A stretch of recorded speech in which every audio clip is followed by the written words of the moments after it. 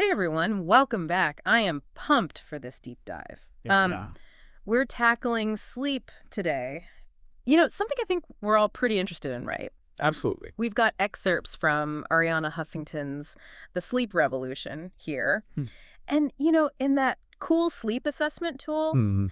I was looking through this stuff and I'm telling you, I was floored, like just blown away by some of these facts. Oh, yeah. Like, did you know that drowsy driving Oh, wow. actually causes more accidents than like alcohol and drugs combined? Isn't that crazy? That's wild. I had no idea. Yeah, it's pretty intense. So I Yeah. think, today's mission, right, we got to understand just how important this whole sleep thing is. Yeah. We're going to bust some myths, right? Yeah. And hopefully give everyone some real solid takeaways. So good. So let's dive in. Let's do it.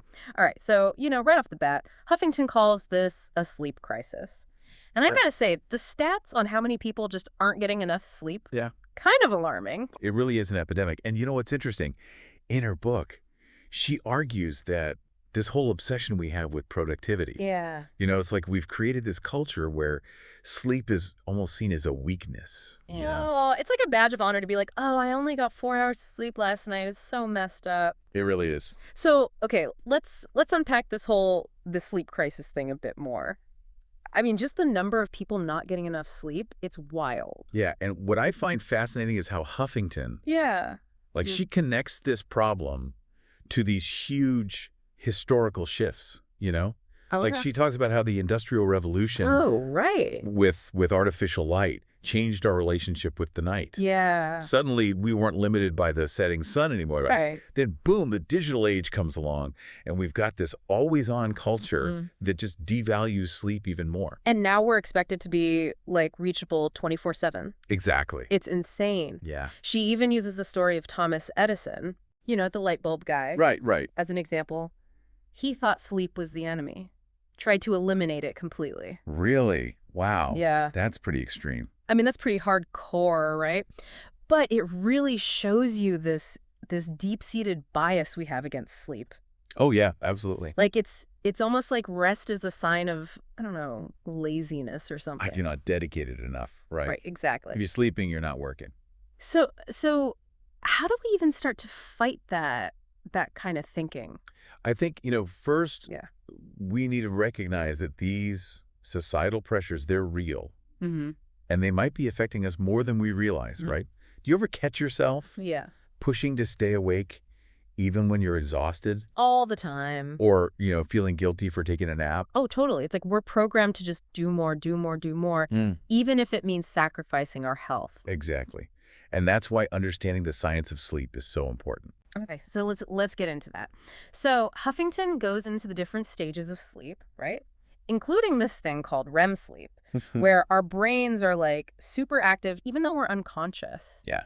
That's when, I guess, memory consolidation happens It is, yeah. and learning and all that good stuff. It's pretty amazing, right? Even though we're out cold, our brains are working overtime. Wait, so even though we're like totally out, Yeah. our brains are still going. They are. That is pretty mind-blowing. So what happens if we don't get enough of this REM sleep?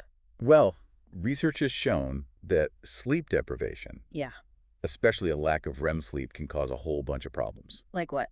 We become way more emotionally reactive. Oh, okay. Our thinking slows down, Mm-hmm. and our decision-making skills just tank. So that time I stayed up all night Mm. and then yelled at my roommate for like breathing too loud. Yeah, That was probably the sleep deprivation talk. it's definitely possible. It's good to know. But here's the thing. It gets even more interesting. Huffington goes on to debunk some common sleep myths that contribute to this whole problem. Okay. Like what? Like the idea that you can train yourself to need less sleep, Oh, yeah, I've heard that one. or that naps are a waste of time. Wait, hold on. So those power naps I take, that's not just me being lazy. No, not at There's all. actually science behind them. There is. Naps can be incredibly restorative, especially when you time them right. Interesting. And that myth about training yourself to need less sleep. Yeah. Huffington really takes that one apart, citing studies that show Uh-huh. that if you consistently sleep less than 6 hours a night, Yeah. it's linked to higher risks of some pretty serious health issues. Like what kind of health issues are we talking? We're talking heart disease, diabetes, Oh, wow. even some types of cancer. That's That's scary. It's not something to mess around with. I've definitely tried that whole "I'll sleep when I'm dead" thing. Yeah. And let me tell you, it did not go well. My productivity plummeted. I was grumpy all the time, Oh, no. and forget about creativity, that was totally gone. My body was definitely trying to tell me something. It sounds like it. Okay. And it's not just about how we feel, you know. The book highlights how important sleep is for performance Okay. in every area of life, from athletics to academics Hmm. to business, everything. She even mentions this pro basketball player, right? Hmm. Whose free throw percentage, like, skyrocketed after he started prioritizing sleep. It's incredible, right? Yeah, it makes you wonder how much we're all missing out on by not getting enough sleep, you know? I think about that all the time. Yeah, it's kind of crazy when you think about it. It is. It's like we could all be superstars if we just slept more, right? Right. It's kind of a crazy thought. And it's not just about, like, how well we do individually, Huffington. She gets into how this sleep deprivation thing impacts everyone. Oh, absolutely. Yeah, like some of those stats about drowsy driving accidents. Yeah. Pretty scary stuff. And the link between sleep loss and all these chronic health problems. It's a big deal. It really is. And, it goes even beyond that, right? Oh, Think about it. Lost productivity, higher healthcare costs, yeah. the impact on our relationships, Mm. our overall well-being. It's a huge societal problem. Okay, so we've definitely established sleep deprivation is bad. Like really bad. But what do we do about it? Is there any hope here? Well, the good news is Yeah. Huffington doesn't just point out the problem, right? Okay. She actually offers some solutions. Okay, good. She talks about a sleep revolution that's starting to happen. A sleep revolution. I like the sound of that. Right, where people and organizations are like, enough is enough. Mhm. We need to start valuing sleep again. I am so on board with this revolution, especially if it means I get to sleep more. So what does this sleep revolution actually look like? Well, we're seeing companies like Google and NASA Oh, wow. installing nap pods and offering flexible work schedules. Really?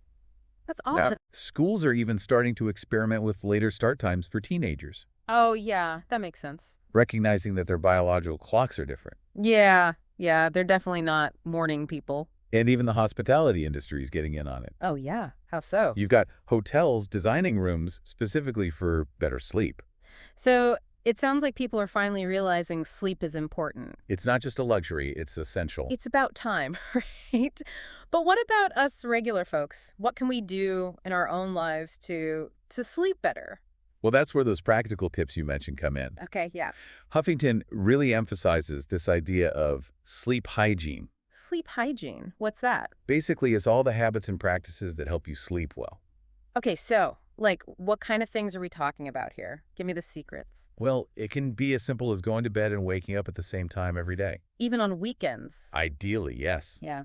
Having a relaxing bedtime routine Mm-hmm. and making sure your bedroom is dark, quiet, and cool. So basically turn my bedroom into, like, a sleep sanctuary. I can get behind that. Yeah. Anything else I can do to create this perfect sleep environment? Well, think about investing in blackout curtains, Okay. a white noise machine, Mm-hmm. or even a more comfortable mattress. Those are good ideas. Oh, and this is a big one. Yeah. Cutting back on technology before bed. That's a huge one. It's all about that blue light. Yeah, the blue light. But why is it so bad to, like, scroll through my phone before bed? I mean, I know it's not good, but, like, what's the science behind it? Well, that blue light from our devices, Yeah. it actually suppresses melatonin production, Melatonin. which is the hormone that regulates our sleep-wake cycle. Oh, okay. So even if you're feeling tired, Mm-hmm. your brain is getting these signals that it's still daytime. That explains why I can be exhausted but still spend hours scrolling on my phone. It's like my brain is tricked. Exactly. So what do I do? Do I have to, like, throw my phone away? You don't have to go that extreme. Okay. But setting a digital curfew can be really helpful. Like, no phone after a certain time. Exactly. Or you can dim the lights on your devices, Okay. or use blue light blocking glasses. I've seen those. Yeah, so So anything else we should be watching out for? Any other sleep saboteurs? definitely pay attention to what you're eating and drinking. Oh, yeah. Caffeine and alcohol can disrupt sleep. Even if I have them hours before bed. Even then. Wow, okay. What about exercise? Exercise is great for sleep, Okay. but intense workouts too close to bedtime can actually make it harder to fall asleep. So it's all about finding that balance. Yeah, moving your body, Uh-huh. but giving yourself enough time to wind down before bed. Okay, and what about all those like relaxation techniques? Oh, those could be super helpful. Yeah. Huffington talks about finding what works best for you. Like what kind of things? Meditation, deep breathing exercises, Hmm. even just taking a warm bath. Right, right. It's all about quieting your mind and signaling to your body that it's time to relax. That makes a lot of sense. I'm definitely someone whose mind races at night. Yeah, Maybe I should try some of those techniques. Is that something the sleep assessment tool addresses? it actually does. Oh, It cool. asks you to think about how long it takes you to fall asleep, Okay. how often you wake up during the night, Yeah. and whether you wake up feeling refreshed. It's like a personalized sleep report card. It is. And it can be really eye-opening. It is empowering to know that we can actually do something about our sleep. Absolutely. We have more control than we think. As I was reading the book, there's something that really struck me, and it's how Huffington presents sleep as like a social justice issue. Oh, yeah, that's a really important point. A lot of people don't realize that. Yeah, she talks about how certain communities, marginalized groups, they're hit harder by sleep deprivation Right. because of things like tough work schedules, noisy environments, lack of access to good health care. It's true. Yeah. It really highlights how, sleep isn't just a personal thing. It's connected to these bigger systemic issues. It's like if we want a truly fair and equal society, we can't ignore this sleep inequality. Exactly. We need to address those underlying factors that are robbing people of sleep. Things like making sure work schedules are fair, Yeah. quieter living spaces, Done. and access to sleep resources for everybody. Absolutely. It all ties together. I feel like this deep dive has been such an eye-opener. I mean, we've debunked myths, we've talked about practical tips, Hmm. and now we're talking about like the social and political implications of sleep deprivation. It's amazing how far-reaching sleep is, isn't it? Yeah, it's wild. So, as we wrap up, what's the main thing you hope people take away from all of this? I think the most important thing to remember is that sleep is not the enemy. Right. It's not something to be feared or avoided. It's actually a powerful tool Hmm. that can help us all live better lives, individually and as a society. It's about reclaiming our right to rest, to recharge, and recognizing that sleep is essential for a healthier, happier, more fulfilling life. Absolutely. And it's not just about feeling rested, right? It's about our physical health, Mm. our mental well-being, Yeah. our ability to function in the world. It's fundamental. I think this deep dive has given me a whole new appreciation for the power of a good night's sleep. It's not just about feeling good, it's about being our best selves. Exactly. And remember, it's a journey, not a destination. We're not going to get it perfect every night. There will be times when we don't get enough sleep. Oh, yeah, for sure. But the important thing is to keep learning, to keep experimenting, and to prioritize sleep as this essential part of our overall well-being. Well said. So thank you so much for joining me on this deep dive. It's been amazing having you here, and I've learned so much. It's been a pleasure. And to all of you listening, I hope this has inspired you to think differently about sleep, to maybe even join this sleep revolution. It's time to reclaim our rest. Sweet dreams, everyone.